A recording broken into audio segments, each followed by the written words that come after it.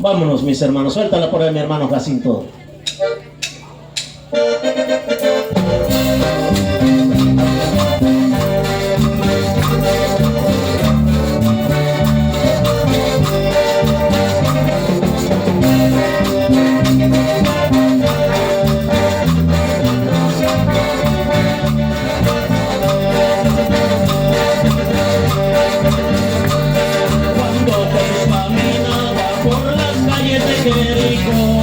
Mucha gente le seguía y gritaban gloria a Dios.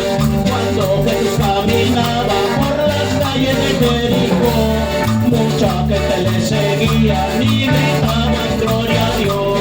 Entonces salió Zaqueo queriéndole conocer, pero era un chaparrito y no lo alcanzaba a ver. Entonces salió Zaqueo queriéndole conocer, pero era un chaparrito y no lo alcanzaba a ver.